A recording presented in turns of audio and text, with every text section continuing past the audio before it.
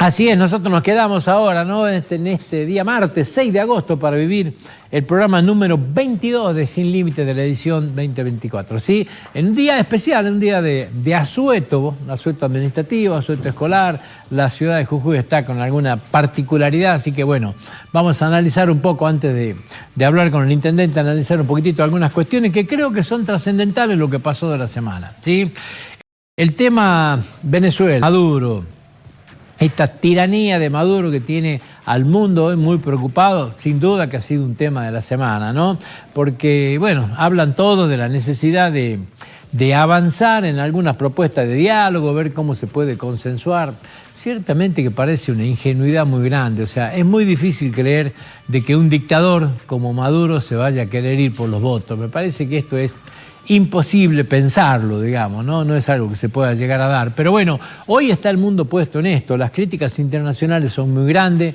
Yo creo que Nicolás Maduro nunca pensó también que la oposición iba a tener la inteligencia de haber hecho un trabajo previo de más de 6 meses, donde establecieron las pautas de cómo lograr la documentación necesaria para hoy poner sobre la mesa la certeza de que esta elección la ganó la oposición.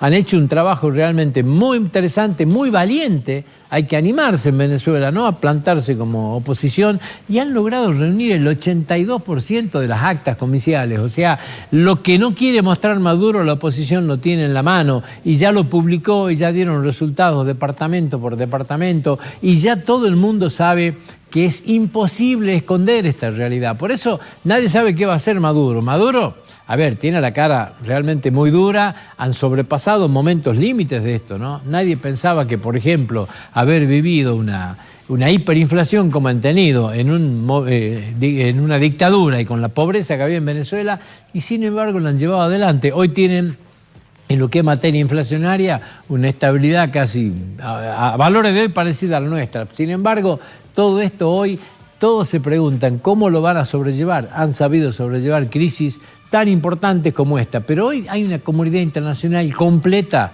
que le ha dado la espalda, hasta los propios socios, ¿sí?, que siempre han sido acompañantes inclaudicables, que no tenían ningún tipo de observación. Hoy están, mirame, no me toqué, porque saben que apoyar abiertamente a Nicolás Maduro hoy, la comunidad entera no sabe qué título ponerle. Hasta Estela de Carlotto salió en contra. Hasta la propia Cristina Fernández de Kirchner, que tuvo incalculables negocios con Venezuela, ella y Néstor Kirchner, hoy dicen, bueno, hay que mostrar las actas. La Unión Europea ya dijo, si no hay un recuento claro, no va a haber legitimidad y no va a ser reconocido.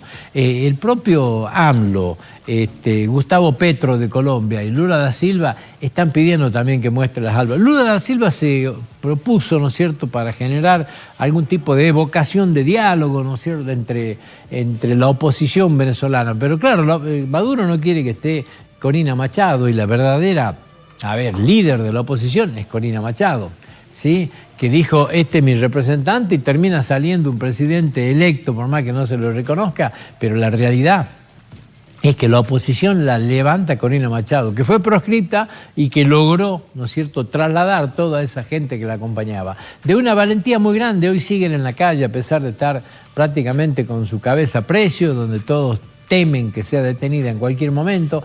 La realidad de Venezuela es de un baño de sangre, sin duda. Nadie cree que Maduro se vaya a ir porque están todos absolutamente comprometidos. Entregar el poder significa ser condenado a cadena perpetua de cárcel, todo, el propio ejército. Venezuela es, en la realidad, ni siquiera podemos decir que una dictadura, es un narcoestado, lamentablemente, ¿sí? Por eso hoy, ¿cuál es la salida de esto? Todos nos preguntamos lo mismo y es muy difícil hablar de cuál puede llegar a ser. Es muy compleja la situación y nadie cree que tenga una salida pacífica, lamentablemente. El otro tema que ha sido a partir del fin de semana, un poquitito el día viernes por sobre todas las cosas, es el teléfono famoso de María Cantero, ¿no? El teléfono de la famosa secretaria de Alberto Fernández, que una vez que se abrió y se destapó completamente y se empezaron a conocer detalles del mismo, más de 24 negocios salieron a la luz en cerca de 90.000 chats. La realidad es que ha quedado absolutamente comprometida la situación de Alberto Fernández y aparecieron cosas que también enturbian mucho más la realidad sobre un Alberto Fernández que se creía impoluto, ¿no? Alguna vez chicaneó con Cristina Fernández de Kirchner, producto de que no tenía escenas de corrupción. La realidad es que ahora el tema de los seguros es un escándalo que no se puede descifrar. Hoy es imposible designar cuál es la magnitud de este escándalo, ¿sí? Donde ya hay negocios de todo tipo, donde empiezan a aparecer un montón de nombres. Ya no es Héctor Martínez Sosa el único que está en el medio, aquí empiezan a aparecer nombres de todo tipo. Recién hablábamos, bueno, que apareció el nombre de Cristina Fernández de Kirchner también en esto. Es muy difícil pensar que en un negocio que ha dado cifras recontra multimillonarias, hablamos de más de 2.000 millones de pesos del año 2020, 2021, 2022, ¿sabes lo que significa hoy?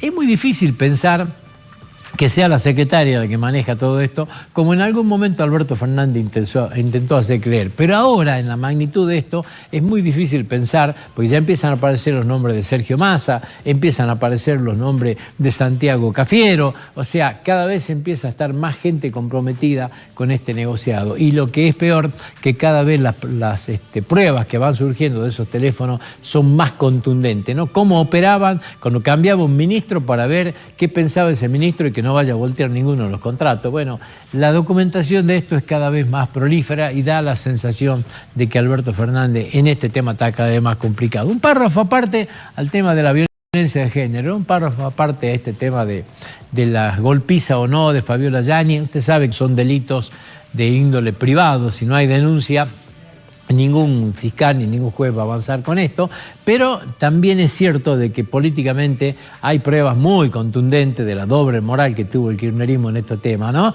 Tenía Ministerio de la Mujer, como decían, ¿de qué servía si el presidente era golpeador? Bueno, políticamente creo que ha quedado también marcado esto, ¿no? Esta doble moral. Dijo en algún momento Sturzenegger, tenían Ministerio de la Mujer, había más de 1.000 empleados, pero trabajaban 70. Este es el otro tema, también fue una caja siempre de toda la vida. Esta doble moral que existió en el kirchnerismo permanentemente con el tema de la mujer ha quedado reflejada en un montón de oportunidades, ¿sí? A ver, ponga el ejemplo que usted quiera. ¿Quiere hablar de Cecilia Strasowski en el Chaco? ¿Usted escuchó decir algo? A ver, Fernando Espinosa, intendente de La Matanza, ¿usted escuchó decir algo?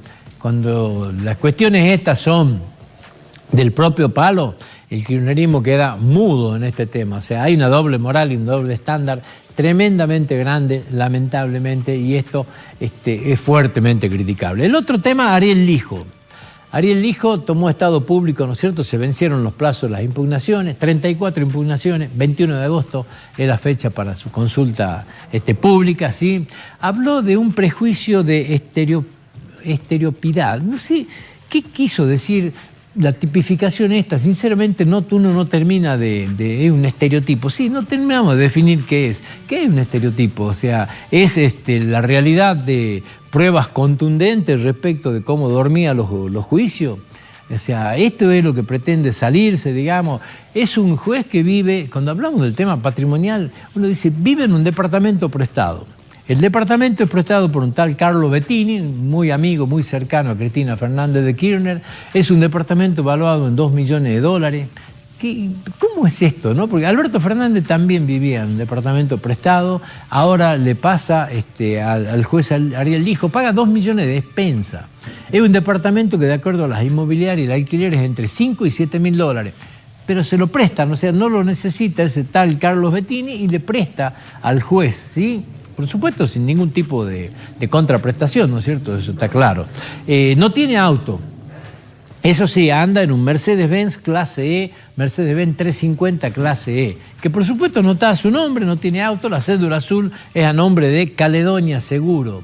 O sea, prácticamente no tiene nada. Ahora, nadie habla del Aras que tiene, ¿no es cierto?, con caballos de carrera, de los 2 Stud que tiene cerca de Dolores, que está entre medio del hipódromo y en medio de la cancha de golf, que 54 hectáreas en un lugar privilegiado. En el 2023 compraron un padrillo en Estados Unidos en $2 millones.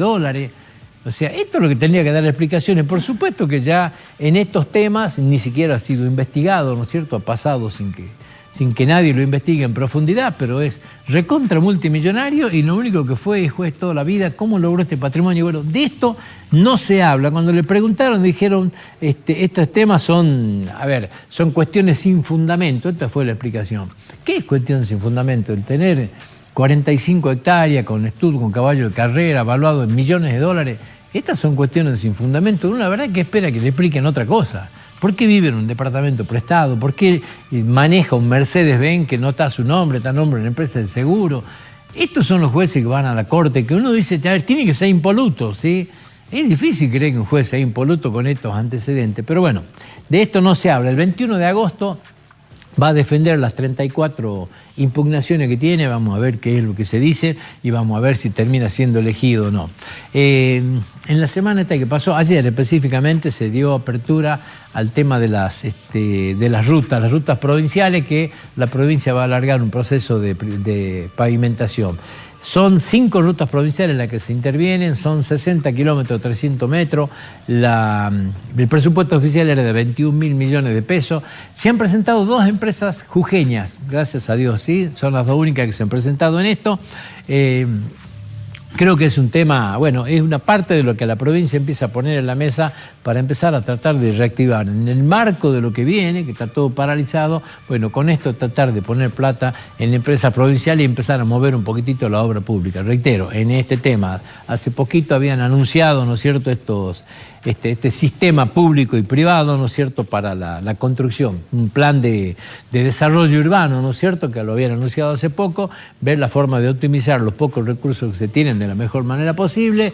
El día viernes también el gobernador de la provincia anunció estos créditos para las industrias pymes, que son créditos hasta 200 millones de pesos, fondeo del Banco Nación con un fondeo de 4.000 millones de pesos, y también para cooperativas, créditos de hasta 5 millones de pesos con un fondeo de 100 millones, también del Banco Nación, con tasa subsidiada, 5 puntos menos, producto de la intervención del Consejo de la Microempresa. Bueno, alguna forma de empezar a mover, ¿no es cierto?, la cuestión provincial. Por eso decíamos al principio, hoy la provincia ya tiene una idea del presupuesto que puede llegar a tener, y en el marco de lo que pinta ser recursos muy, pero muy limitados, producto de la política nacional, bueno, ver qué es lo que se puede hacer, ¿no es cierto?, para empezar a salir de este proceso recesivo que creo que nos viene ahogando a todos, digamos, ¿no? Así que bueno, en este marco son los anuncios que se han dado.Nosotros nos vamos a la pausa. Cuando volvamos vamos a estar con el intendente de la capital. Vamos a hablar también un poco de esto, ¿no?, de cómo mira